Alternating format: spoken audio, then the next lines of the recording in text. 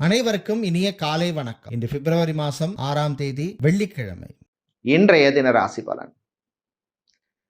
மேஷம், சுறுசுறுப்பாக இருக்க வேண்டிய நாள்.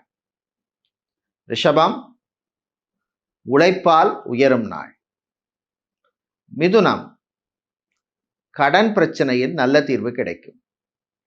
கடகம், ஹெல்த் கேர் செக்டாரில் வேலை செய்பவர்களுக்கு அனுகூலமான நாள்.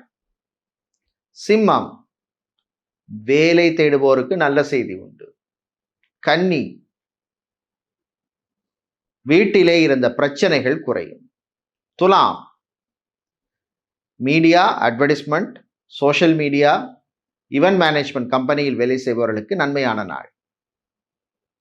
விருச்சிகம், சுறுசுறுப்பான நாள்.